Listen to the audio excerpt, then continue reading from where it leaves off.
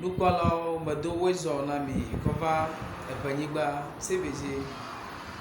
ŋdɔ na mia katã akpe abe ale si mi gawɔ ɖeka kplem le gaƒoƒo ya me.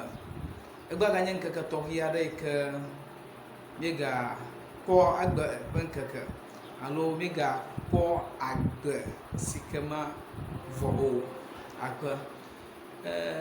Do ŋgɔa kafi ma yi dzia meda akpe ne Nuseline eƒe English Dictionary.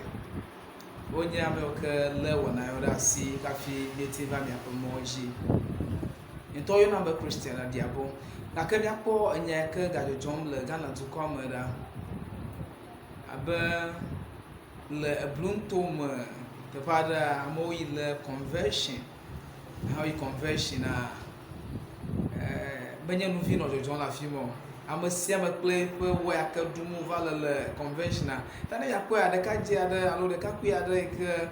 in fact wobe wotɔ be crazy dance enye wɔ ya ke ɖum wole ta mi kpɔ afi ma ɖa kafi miagayi dzi.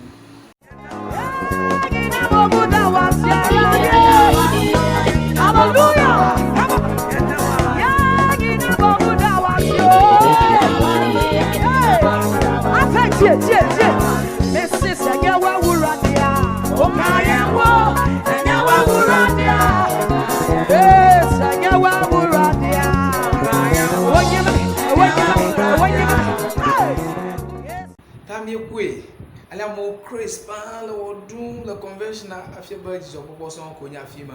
Ok, ne miagayi dzi hã le vota ƒe ŋuto me akpa aɖewo dzia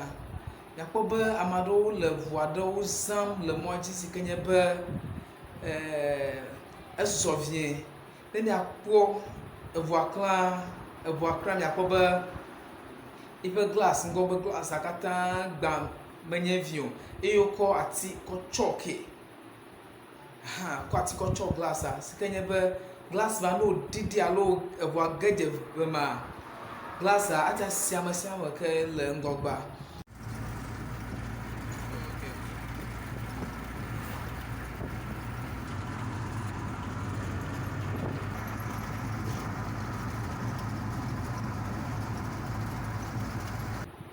Ta nye ma video ma mi kpɔ gake biabia nye be nke enia road weditɔ alo road safety wɔwɔm tso meke ƒe responsibility wonye be eʋuwo ƒe dedenyenya because passengers wo ɖom menye be ʋua ŋutɔ ko yiyim o. Ta mi koe ale ʋua le ŋgɔgba katã glass katã menye vi o. Ne nye be ʋu ma ti ge dze ƒome via ke in fact ele abidega me geɖe ŋu. Ta meke ƒe responsibility wonye police alo road safety alo DVLA meke ƒe responsibility ta hã nye nya miava ale ŋku ɖe ŋu later. Ne miagayi dzi hã nyitsɔ ya ko nya aɖe dzɔ le Togo. Ŋutsu aɖe yi ke tso le bank va xɔ ga be 10 million CFA ye xɔ ga gake wonya do tso bankua me ko fike fiafia mo tso fike mo la tso ko wonyi le moto dzi ko gake ŋutsua na se ko ba woda tu ŋutsua ƒe akɔta menye vi o. Ta amewo katã le afi ma ko amewo va nɔ sisim ta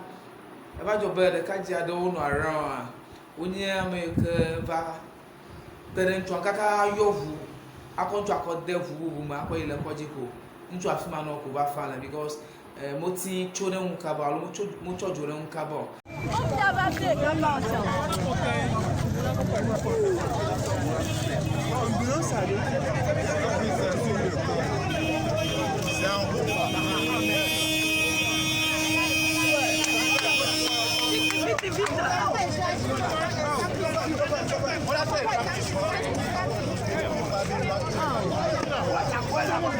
Mi cocuela, oh, mi macabala, mi cocuela.